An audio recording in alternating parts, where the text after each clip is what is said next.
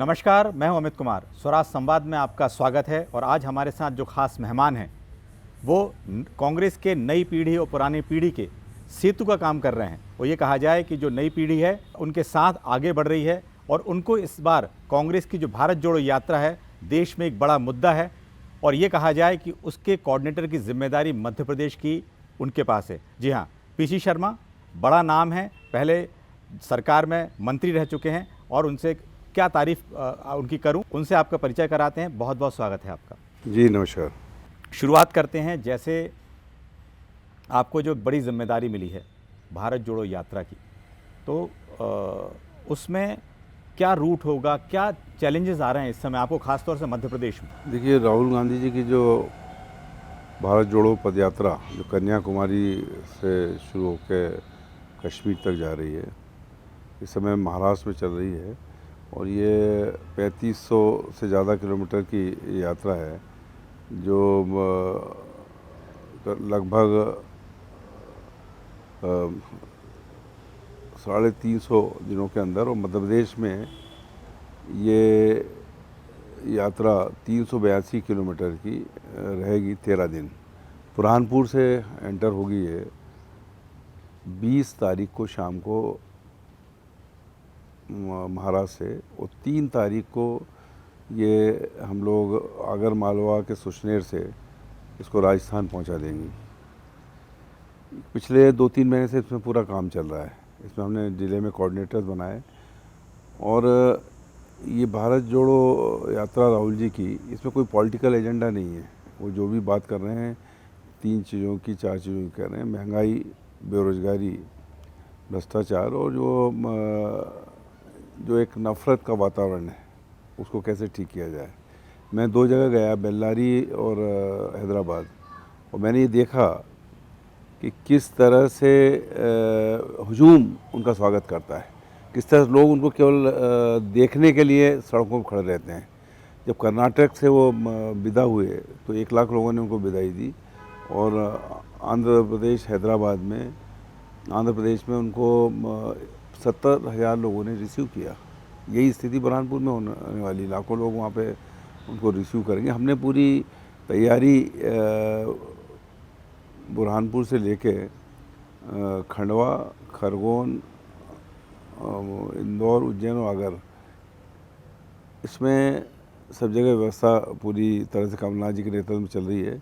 दिग्विजय सिंह जी इसके all India के coordinator हैं। समय समय पे उनसे गाइडेंस हम लोग लेते रहते हैं।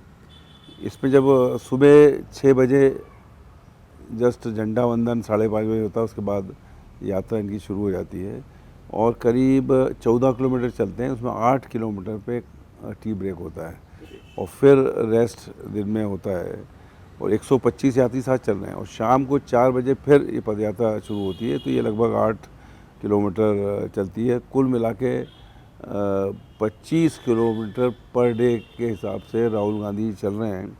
और ख़ासियत ये है कि फर्स्ट डे की बॉडी लैंग्वेज देख लीजिए और आज की देख लीजिए, सेम स्पीड में चलते हैं। नेता पीछे रह जाते हैं। अभी सुना था कि महाराष्ट्र में जो बड़े बड़े नेता हैं वो प्रैक्टिस कर रहे हैं चलने की, कि राहुल गांधी के साथ चल सके। नहीं तो ये मध्य प्रदेश में ऐसी स्थिति है कि नेता प्रैक्टिस कर रहे हैं आगे चलने की। कल मैं था रीवा में, हमारी 17 उप यात्राएँ चल रही हैं। आज यहाँ भोपाल से आरिफ मसूद साहब की जो पदयात्रा है जो हरदा में मिलेगी, उसको आदरणीय कमलनाथ जी और पचौरी जी ने उसको रवाना किया। वहाँ से अलग चल रही है सिंगरौली से सीधी, और सीधी से रीवा में थी कल, तो मैं गया था वहाँ कविता पांडे जी हमारी उसकी कन्वेनर है रीवा की। और ये रिले, एक ज़िले का आदमी दूसरे ज़िले तक झंडा और बाबा साहब का संविधान देता है और आगे बढ़ता जाता है। और लास्ट में जो ज़िला आएगा, क्योंकि ऐसी 17 जगह ये मर्ज होंगी, तो संविधान की कॉपी और झंडा राहुल जी को देंगे। तो ये पूरे 52 ज़िले 230 में चल रही है यात्राएँ। ये केवल मध्य प्रदेश में है, तो ये अपने आप में लोगों से संपर्क जो हो रहा है और उत्साह, रीवा में मैंने देखा कि हज़ारों लोग थे।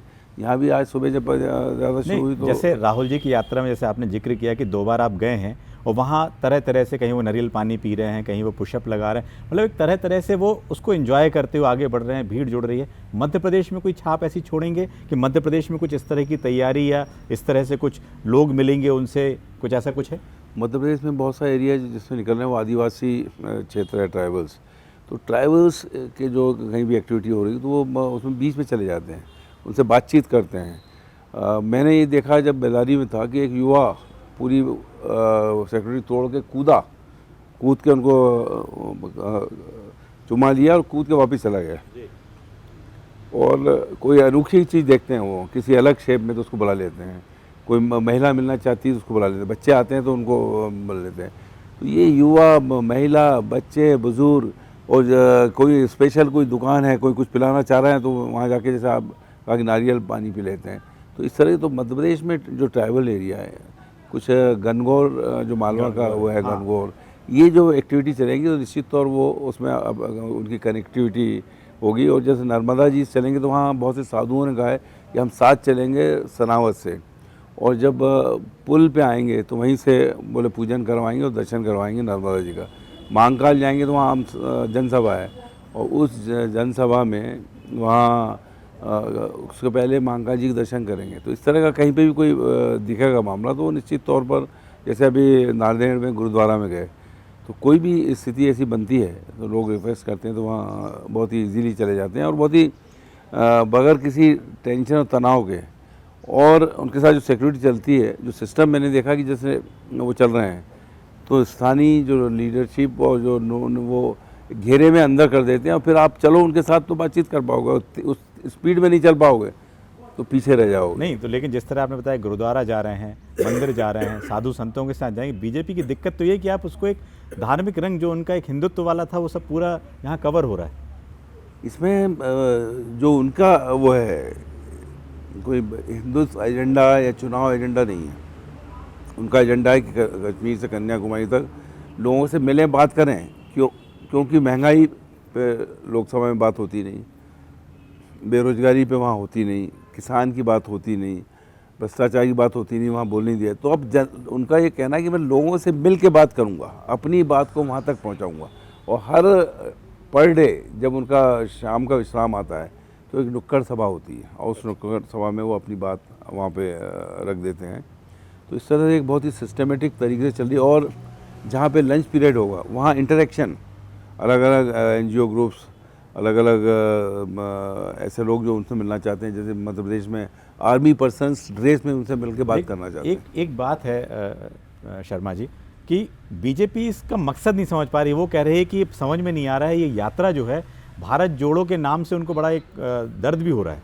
जिस तरह से महात्मा गांधी ने दांडी यात्रा निकाली थी और पूरे देश को अपनी तरफ केंद्रित किया था, तो मैं समझता हूँ कि ये भी भारत जोड़ो, जैसा मैंने बताया, महंगाई, बेरोजगारी जो व्याप्त है और इनके खिलाफ लड़ाई है, ये किसी और के खिलाफ नहीं है। महंगाई, बेरोजगारी, भ्रष्टाचार, इनके खिलाफ लड़े। संविधान को जो बदलने की कोशिश की जाए उसके खिलाफ यह आवाज़ है। तो ये आवाज़ मैं समझता हूँ कि अब गूंजने लगी है, लोगों को समझ में आ रहा है कि ये किस मकसद से निकल रहे हैं। इसमें कोई पॉलिटिकल एजेंडा नहीं है। और जो अब आ भी रहा है कि ईस्ट से वेस्ट या वेस्ट से ईस्ट एक यात्रा, पद यात्रा और भी करेंगे वो, तो मैं समझता हूँ कि उनके दिमाग, और ये पद यात्रा या कोई ऐसा इवेंट नहीं, ये एक तपस्या है। 25 किलोमीटर चलना प्रतिदिन, और 3 व्यक्ति नेता जिनके घर से प्रधानमंत्री रहे वो कंटेनर में सो रहा है। हम बर्थ पे जाते हैं कहीं बस में या उसमें, तो एक रात में स्थितियाँ गड़बड़ा जाती है। तो ये लगातार अपने घर से 2 महीने से बाहर 2000 किलोमीटर की पद यात्रा पूरी हो जाएगी जब मध्य प्रदेश में आएंगे। तो ये न भूतो न भविष्यति। तो आपको लगता है ये कहने का मतलब है कि इससे पहले कांग्रेस में किसी बड़े नेता ने इतनी लंबी यात्रा और देश में नहीं की किसी ने। और ये इस तरह की यात्राएं वो रुक रुक के करते हैं, ज़्यादा दिन रुक जाते हैं, संत महात्मा लोग करते हैं जी। लेकिन एक नेता जो कांग्रेस पार्टी का अध्यक्ष रहा हो, वो इस तरह की 3500 किलोमीटर की यात्रा, पद यात्रा पहली बार कर रहे हैं, जो जिसमें कहीं मकसद नाम की कोई चीज़ नहीं है। केवल जो बातें जो वहाँ कहना चाहते थे वो जनता के बीच में वो इस तरह से इंटरेक्शन करके, लोगों से बातचीत करके या नुक्कड़ सभा में कह रहे हैं वो। जी, लेकिन एक बात देखने में आ रही है कि जिस तरह से मध्य प्रदेश में उनका डाइवर्सिफाई तरीके से यात्रा है, साधुओं से, जैसे आपने कहा मंदिर जाएंगे, एक चुनावी यात्रा जैसी लग रही है, क्योंकि खासतौर से बीजेपी कह रही है कि भाई ये तो सीधी सीधी चुनावी यात्रा जैसी है उनकी, खासतौर से मध्य प्रदेश के संदर्भ में देखी जाए तो। अब वहाँ महाराष्ट्र में वहाँ गुरुद्वारे में गए, नांदेड़, भाई विश्व प्रसिद्ध जगह है, जैसे नांदेड़ विश्व प्रसिद्ध महाकाल का मंदिर है, जिसमें कमलनाथ जी की सरकार ने वो जो कॉरिडोर का इवेंट मैनेजमेंट किया गया, वो मैं धर्मस्थ मंत्री था, हम लोगों ने जाके पूरी योजना बनाई। जयवर्धन सिंह सज्जन वर्मा उसके मंत्री थे, तो साधु संतों को यहाँ बुलाया मंत्रालय में, और तब वो बनी। तो आखिर ये सब चीज़ें जो हुई है, और विश्व प्रसिद्ध है महाकाल जी का, वो वहाँ तो कहा ही जाता है कि जब बुलावा आता है तब कोई जाता है, तो इसका मतलब उनको बुलावा है वहाँ का, इसलिए वहाँ जाएंगे। तो ये ऐसे नहीं, और कोई भी चीज़ें हो सकती हैं, जैसे बाबा साहब अम्बेडकर के उसमें जाएंगे, संविधान बचाने की बात है, 26 तारीख जो आ रही है नवंबर, ये संविधान दिवस है, तो वहाँ जाएंगे। लेकिन देखा जाए, समझने के जो इसमें देखा जाए तो दलित, आदिवासी, हिंदुत्व, सब तरह के जो एक हो सकता है, चाहे अम्बेडकर के यहाँ जाएं, मंदिर जाएं, तो एक यात्रा में पूरे पड़ाव हैं इसमें। ये मध्य प्रदेश में सब चीज़ें हैं, इसलिए जा रहे हैं। अगर ये नहीं होती तो वहाँ नहीं जाते, सीधे सीधे जाते। भाई ऐसे भी एरियाज आते हैं कि जंगल है वहाँ रिमोट एरिया, फिर भी चलते हैं, लोगों से बातचीत करते हैं। तो राहुल जी की यात्रा का 2023 में फ़ायदा मिलेगा? देखिए, मैंने कहा ना कि आज कांग्रेसमैन और आम जन ये एनर्जाइज है, उत्साहित है इन सब चीज़ों से, और ये लाभ मिले या न मिले, लेकिन ये पदयात्रा पूरी चलेगी, और मध्य प्रदेश से भी इसमें पदयात्री हज़ारों की तादाद में जुड़ेंगे। हमारा भाई कंट्रोल रूम है, उसमें एक नंबर है, उस पर लोगों ने लगातार रजिस्ट्रेशन कराएं। 20-25 हज़ार लोग रजिस्टर कर चुके हैं, जो कह रहे हैं कि हम 13 दिन साथ चलेंगे। हमारी मुसीबत ये आ रही कि वो लोगों को हम कैसे वो कह रहे हैं हमको वो दीजिए, उसका कार्ड या पास। तो ये एक मुसीबत हम लोगों के लिए खड़ी हो गई है। और इसमें ये जो सबसे बड़ी बात यह है कि इस पदयात्रा के अंदर लोग स्वतः, मैंने कहा ना, आर्मी पर्सन्स वो चलना चाहते हैं, साधु संत चलना चाहते हैं, एक मजदूर चलना चाहता है। तो ये एक अनोखी भारत जोड़ो पदयात्रा है, और इसका मकसद ही भारत जोड़ो।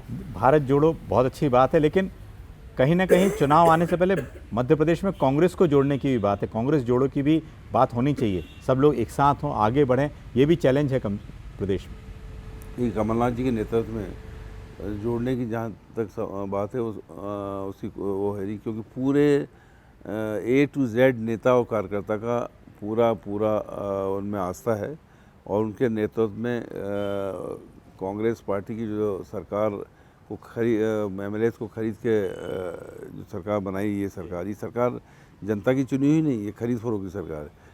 तो वो सरकार जो बनेगी 2023 में, वो निश्चित तौर पर, मैं बार बार कहता हूँ, 114 नहीं 174 से ज़्यादा विधायकों के साथ बनेगी, जिसे कोई खरीद ना पाए।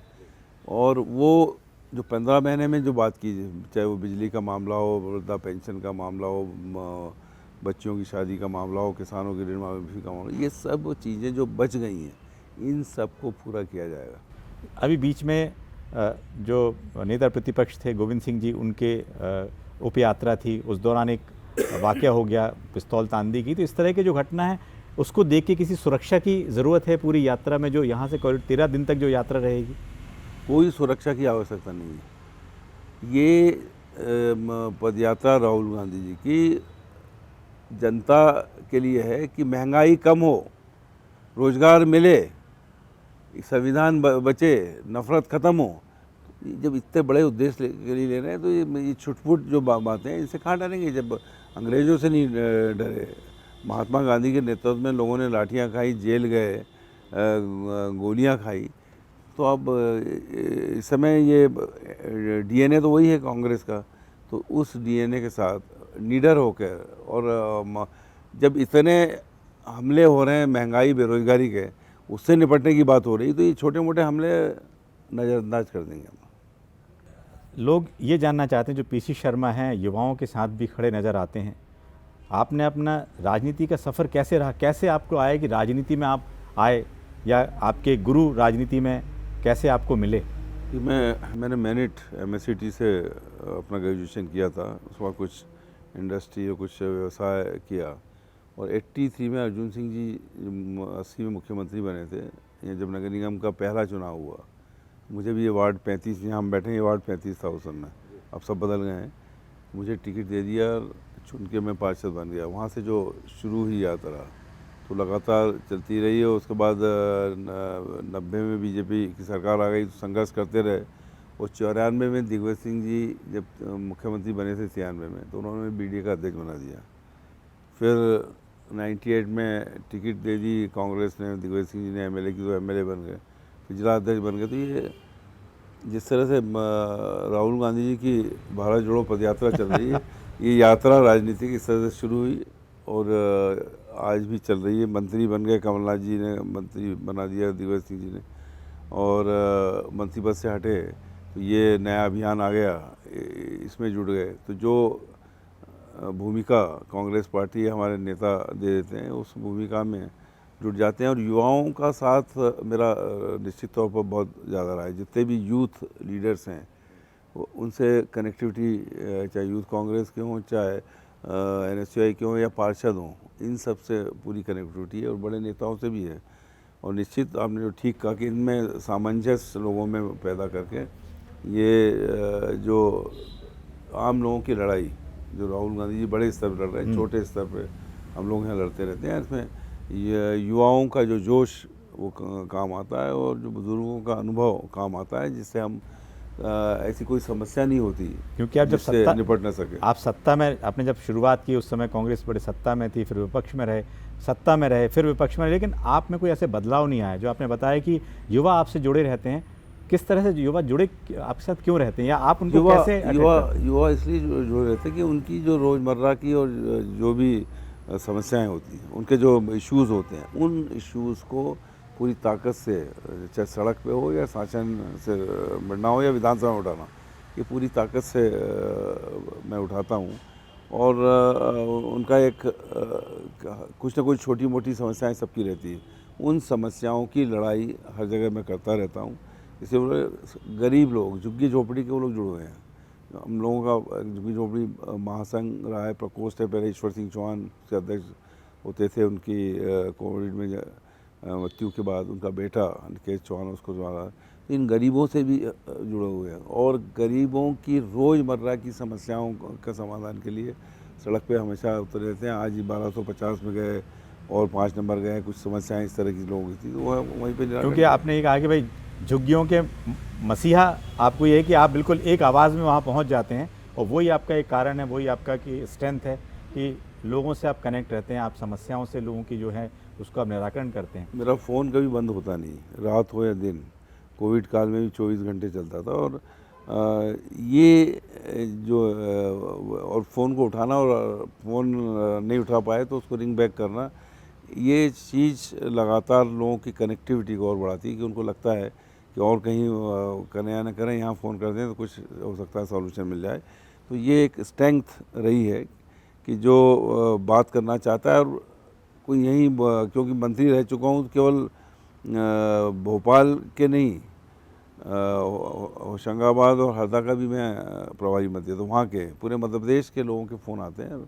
कोशिश करता हूँ कि इस लेवल पे उसको किस तरह से सुलझाया जा सकता है। ये कहा जाए कि मध्य प्रदेश में एक आप ब्राह्मण नेता भी हैं, कांग्रेस के बड़े नेता हैं, ब्राह्मण नेता है, तो मध्य प्रदेश में उपेक्षा नहीं है? लगता है कि ब्राह्मणों की ज़्यादा उपेक्षा हो रही है, यदि बड़े पदों पर दूसरे वर्ग के नेताओं तक आसानी से पहुंच जाते हैं।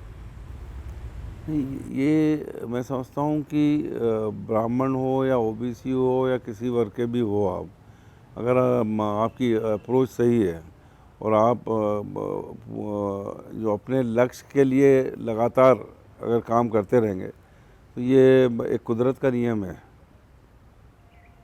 कि, और बल्कि साइंस का भी नियम है कि वर्क डन, कोई भी वर्क डन उसका रिजल्ट आता है। जब कोई उसका फिजिक्स का नियम है कि कोई चीज़ चले पे वो लगेगा, दबाव या प्रेशर लगेगा तो कहीं ना कहीं पहुंचेगी, एक्शन होगा तो उसका कहीं ना कहीं रिजल्ट आएगा। और मैं समझता हूँ कि वही उस पर मैं काम करता रहता हूँ और इसके रिजल्ट मिले। 2003 के बाद विधानसभा की टिकट 2018 में मिली, 15 साल का गैप था, लेकिन उस गैप में कहीं ये नहीं होने दिया कि हम घर बैठ जाएं। संघर्ष और लड़ाई लगातार करते रहे, लोगों की आवाज़ बनते रहे और इसलिए एक रिज़ल्ट मिटा कि 18 में एमएलए भी बने और मंत्री भी बने और एक 15 साल के मंत्री से चुनाव जीते। तो ये और यही चीज़ राहुल गांधी जी के उसमें भी होगी कि जो उनका ये वर्क डन है ये अपने आप रिज़ल्ट कुदरतन देगा। जी, एक और सवाल ये है कि जिस तरह से कांग्रेस के राष्ट्रीय अध्यक्ष हैं, उम्र उनकी, प्रदेश के जो अध्यक्ष हैं उनकी उम्र भी, आप युवाओं को जोड़ने की बात कर रहे हैं, तो कहीं लगता नहीं कि युवाओं को जोड़ें कैसे? मतलब सोच में बदलाव, कुछ उनको मौका मिलता है। हमारे राष्ट्रीय अध्यक्ष जी ने अभी एक स्टेटमेंट दिया था, उसमें कहा उन्होंने कि 50% स्थान युवाओं को दिए जाएंगे। तो मैं नहीं समझता कि युवाओं के पीछे रहने वाले। और यूथ कांग्रेस एनएसवाई हमारा ऐसा कैडर है जो समय आने पे पार्षदों का चुनाव भी लड़ लेते हैं, विधायक का भी लड़ लेते हैं और सांसद का भी चुनाव लड़ लेते हैं। इसलिए वो स्थिति नहीं है। और कमलनाथ जी के काम करने की स्टाइल ये है कि वो सब सर्वे कराते हैं कि भाई कौन आदमी विनिंग कैंडिडेट है, किसकी स्थिति उसके क्षेत्र में अच्छी है, तो मैं और मंडलम सेक्टर पे वो जोड़ देते हैं। तो ये सब चीज़ें मिलाकर मैं समझता हूँ कि यूथ हो या सीनियर हो, भाई जो उसमें आएगा सर्वे में वो चुनाव लड़ेगा, चाहे वो 30 साल का हो, चाहे 50 साल का हो, चाहे 60 साल का हो। ठीक है, लेकिन कोई चैलेंज आपको लगता है कि शिवराज सिंह चौहान लगातार 4 बार के मुख्यमंत्री, उनका एक जो ऑरा है यहाँ पर मध्य प्रदेश में, कोई चैलेंज आपको लगता है कि मध्य प्रदेश में कोई चैलेंज है अगले 2023 के चुनाव में? देखिए, जहाँ तक कमलनाथ जी की जो 15 महीने की सरकार थी उसमें लोगों को फील है, वो आज भी फील है कि ये 15 महीने में क्या हुआ। लेकिन 18 साल के बाद एक कोई भी हो, एक जनता थक जाती है, किसी भी चेहरे को देख के थक जाती है। और आज जो वातावरण हो गया है, 25 एमएलए यहाँ से गए, उन्होंने स्थान भर दिए, मंत्री बन गए, सीनियर बीजेपी के वो घर बैठ गए हैं और जिनको मिलना था हक 50 साल से जो बीजेपी में, वो उनका हक मारा गया। दूसरा, सड़कों का हम देख रहे हैं कि गडकरी जी आते हैं, कहते हैं शर्मिंदा हूँ, मुख्यमंत्री जी कहते हैं कि सड़कें वाशिंगटन जैसी हैं, फिर निकलते हैं भोपाल में कहते हैं कि जहाँ जाता हूँ गड्ढे ही गड्ढे हैं, किसानों को खाद मिल नहीं रही है, कानून व्यवस्था ध्वस्त है, माफिया। तो ये सब चीज़ें जो हैं, कहीं ना कहीं ये चीज़ें एक माहौल बना रही है जो मुख्यमंत्री जी और भारतीय जनता पार्टी के खिलाफ जा रहा है। और इन सब चीज़ों का फ़ायदा 2023 में मिलेगा। और कमलनाथ जी की जो 15 महीने की जो वर्किंग रही है वो मध्य प्रदेश की जनता ने देखी है। वो चाहेगी कि ये 5 साल चले, इसलिए मतदान भी ऐसा करेंगे कि 5 साल वाली सरकार बने, अब ये 114 नहीं 174 वाली बने। आप जिस तरह से मैदान में रहते हैं, हम लोगों ने आपको लंबे समय से मैदान में छोटे से प्रदर्शन से लेकर लंबे बड़े प्रदर्शन में, जंगी प्रदर्शन में भी देखा है, लेकिन आज वो प्रदर्शन कहीं दिखते नहीं हैं जो कांग्रेस को विपक्ष में रहकर उतने बड़े पैमाने पे करना चाहिए, उतनी भीड़ नहीं जुट पा रही है। आखिर उसके क्या मान रहे हैं, कार्यकर्ता इकट्ठा नहीं हो रहा है?